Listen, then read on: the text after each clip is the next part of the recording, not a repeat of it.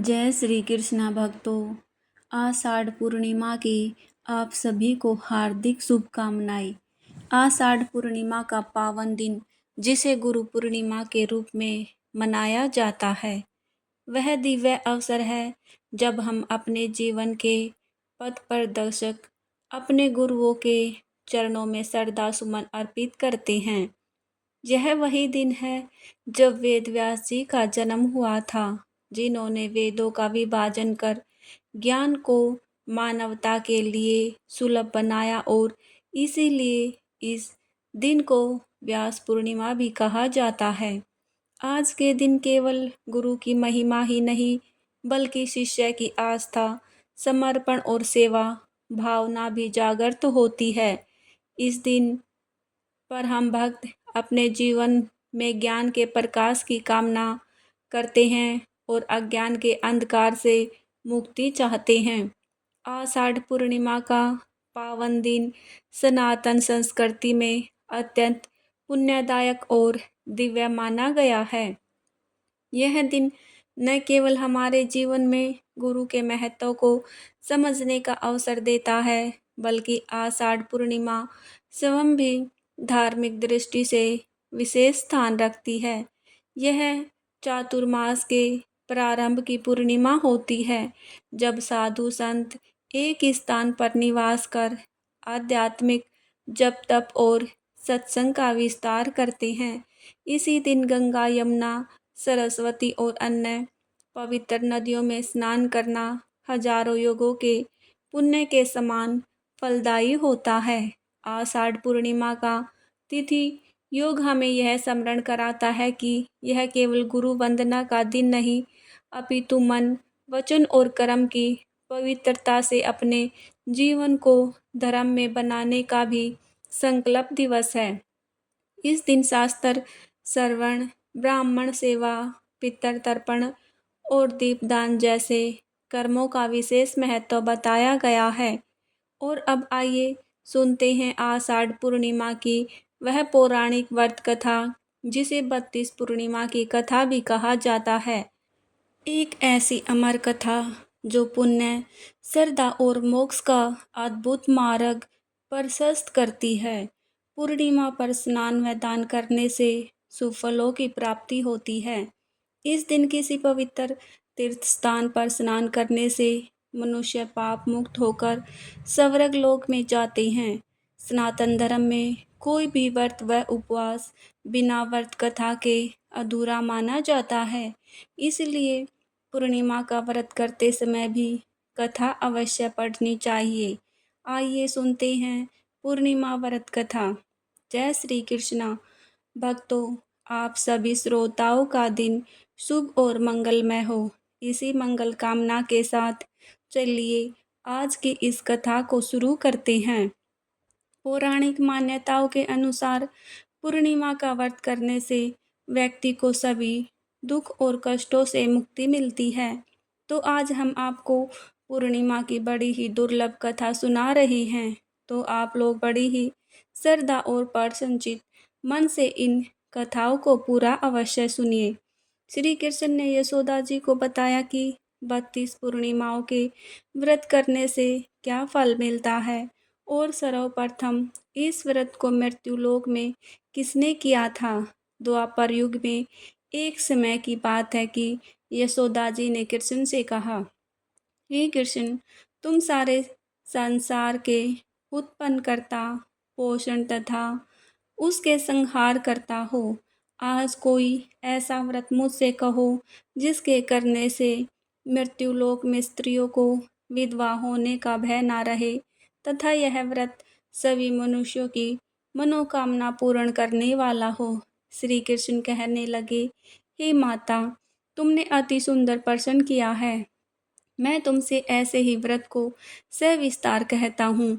सौभाग्य की प्राप्ति के लिए स्त्रियों को द्वासत अर्थात 32 पूर्णिमाओं का व्रत करना चाहिए। इस व्रत को करने से स्त्रियों को सौभाग्य संपत्ति मिलती है। यह व्रत अचल सौभाग्य को देने वाला और भगवान शंकर के प्रति मनुष्य मात्र की भक्ति को बढ़ाने वाला है। यशोदा जी कहने लगी, हे कृष्ण, सर्वप्रथम इस व्रत को मृत्युलोक में जिसने किया था उसके विषय में विस्तार पूर्वक मुझसे कहो। श्री कृष्ण जी कहने लगे कि इस भूमंडल पर एक अत्यंत प्रसिद्ध राजा चंद्रहास से पालित अनेक प्रकार के रत्नों से परिपूर्ण कातिका नाम की एक नगरी थी। वहाँ धनेश्वर नाम का एक ब्राह्मण रहता था। इसकी स्त्री अति सुशील रूपवती थी। दोनों ही उस नगरी में बड़े प्रेम के साथ रहते थे। घर में धन धान्य आदि की कोई कमी नहीं थी। उनको एक बड़ा दुख था, उनकी कोई संतान नहीं थी, जिस वजह से वह बहुत दुखी रहते थे। एक दिन एक बड़ा तपस्वी योगी उस नगरी में आया। वह योगी बाकी सभी घरों से भिक्षा मांगकर भोजन किया करता था, लेकिन उस ब्राह्मण के घर से भिक्षा नहीं मांगा करता था। एक दिन योगी गंगा किनारे भिक्षा मांगकर प्रेम पूर्वक खा रहा था कि धनेश्वर ने योगी को यह सब करते देख लिया। सब कार्य किसी प्रकार से देख लिया। अपनी भिक्षा अनादर से दुखी होकर धनेश्वर योगी से बोले, और सभी घरों से भिक्षा लेते हो, परंतु मेरे घर की भिक्षा कभी भी नहीं लेते, इसका क्या कारण है? योगी कहने लगा कि आपके धर्म हमें इस बात की आज्ञा नहीं देता, क्योंकि अभी आप गृहस्थ जीवन में एक सुख से वंचित हैं। आपके घर संतान होने पर मैं आपके घर से भी भिक्षा स्वीकार कर लूँगा। उन्होंने कहा कि जिसे संतान नहीं है उसके घर से भिक्षा लेने से मेरे भी पतित हो जाने का भय है। धनेश्वर यह सब बात सुनकर बहुत दुखी हुआ और हाथ जोड़कर योगी के पैरों पर गिर पड़ा तथा दुखी मन से कहने लगा कि आप मुझे संतान प्राप्ति के उपाय बताएं। आप सर्वज्ञ हैं, मुझ पर अवश्य ही यह कृपया कीजिए। धन की मेरे घर में कोई कमी नहीं है, लेकिन मैं संतान न होने के कारण अत्यंत दुखी हूँ। आप मेरे इस दुख का हरण कीजिए। यह सुनकर योगी कहने लगे, तुम चंडी की आराधना करो। घर पहुंचकर उन्होंने यह सारी बातें अपनी पत्नी को बताई और खुद वन में चला गया। वन में पहुंचकर उसने चंडी की आराधना की और उपवास किया। चंडी ने 16 दिन उसको सपने में दर्शन दिए और कहा कि हे धनेश्वर, जा तेरे पुत्र होगा, लेकिन उसकी आयु सिर्फ 16 वर्ष होगी। 16 वर्ष की आयु में ही उसकी मृत्यु हो जाएगी। अगर तुम दोनों स्त्री और पुरुष 32 पूर्णिमाओं का व्रत करोगे तो यह दीर्घायु हो जाएगा। जितनी तुम्हारा सामर्थ्य हो उतने दिए जलाकर शिव जी का पूजन करना, लेकिन पूर्णिमा से 32 ही होनी चाहिए। सुबह होते ही तुम्हें इस स्थान के पास एक आम का पेड़ दिखाई देगा। उस पर चढ़कर एक फल तोड़कर अपने घर चले जाना। अपनी स्त्री को इस बारे में बताना। सुबह स्नान होने के बाद वह स्वच्छ होकर शंकर जी का ध्यान करके उस फल को खा ले। तब शंकर भगवान की कृपा से उसको गर्भ धारण हो जाएगा। जब ब्राह्मण सुबह उठा तो उसे उस स्थान पर आम का पेड़ दिखाई दिया और वह उसे फल तोड़ने के लिए चढ़ा, लेकिन वह पेड़ पर चढ़ नहीं पा रहा था। यह देखकर उसे बड़ी चिंता हुई। उसने भगवान गणेश की उपासना की और कहा, हे दयानिधे, अपने भक्तों के विघ्नों का नाश करके उनके मंगल कार्य को करने वाले, दुष्ट का नाश करने वाले, रिद्धि सिद्धि देने वाले, आप मुझे इतना बल दे कि मैं अपनी मनोकामना पूरी कर सकूं। इसके बाद वह पेड़ से फल तोड़कर अपनी पत्नी के पास पहुंचा। उसकी पत्नी ने अपने पति के कहे अनुसार इस फल को खा लिया और वह गर्भवती हो गई। देवी की कृपा से उसे बहुत सुंदर पुत्र पैदा हुआ, जिसका नाम उन्होंने देवीदास रखा। माता पिता के हर्ष और शोक के साथ वह बालक बढ़ने लगा। भगवान की कृपा से बालक बहुत ही सुंदर था, सुशील और पढ़ाई लिखाई में भी बहुत ही निपुण था। दुर्गा जी के कथन अनुसार उसकी माता ने 32 पूर्णमासी का व्रत रखा। जैसे ही 16वां वर्ष लगा, दोनों पति पत्नी बहुत दुखी हुए, कहीं उनके पुत्र की मृत्यु ना हो जाए। उन्होंने सोचा कि अगर उनके सामने यह सब हुआ तो वह कैसे देख पाएंगे। तभी उन्होंने देवीदास के मामा को बुलाया और 1 वर्ष के लिए देवीदास को काशी में पढ़ने के लिए भेज दिया। 1 वर्ष के बाद उसे वापस लेकर आ जाना। देवीदास अपने मामा के साथ एक घोड़े पर सवार होकर चल दिया। उसके मामा को भी यह बात पता नहीं थी। दोनों पति पत्नी ने 32 पूर्णमासी का व्रत पूरा किया। दूसरी तरफ मामा और भांजा दोनों रात गुजारने के लिए रास्ते में एक गांव में रुके। उस दिन उस गांव में ब्राह्मण की कन्या का विवाह होने वाला था। जिस धर्मशाला में वर और बारात के बाकी लोग रुके हुए थे, उसी धर्मशाला में देवीदास और उसका मामा ठहर गए थे।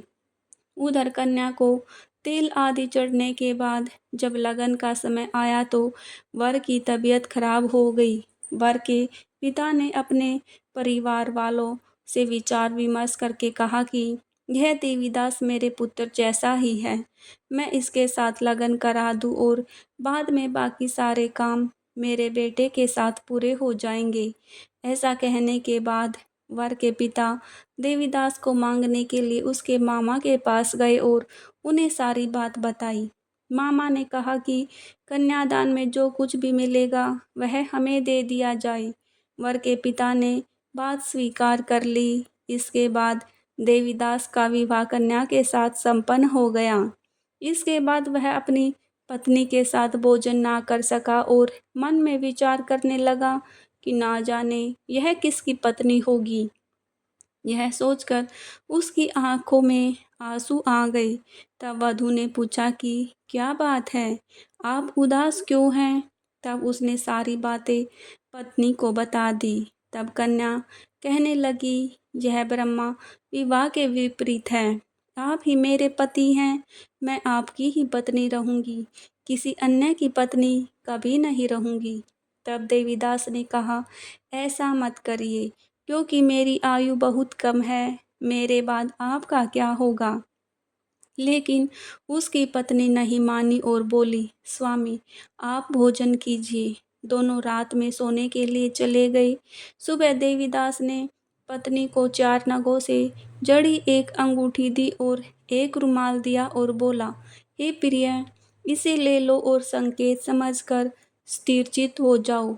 मेरे मरण और जीवन जानने के लिए एक पुष्प वाटिका बना लो, उसमें सुगंधित एक नव मल्लिका लगा लो, उसको प्रतिदिन जल से सींचा करो और आनंद के साथ खेलो कूदो। जिस समय और जिस दिन मेरा प्राणांत होगा उस दिन यह फूल सूख जाएंगे।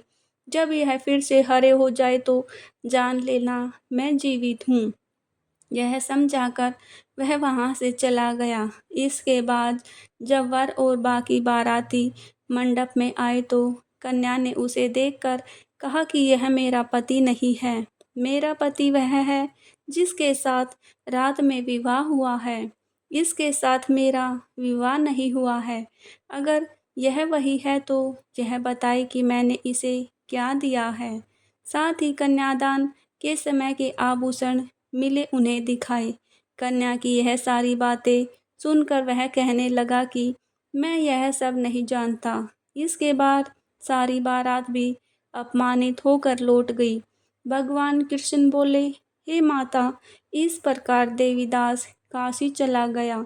कुछ समय जब बीत गया तो एक सर्प उसको डसने के लिए वहां आया, लेकिन वो उसको काट नहीं पाया, क्योंकि उसकी माता ने पहले ही 32 पूर्णिमा का व्रत पूरा कर लिया था।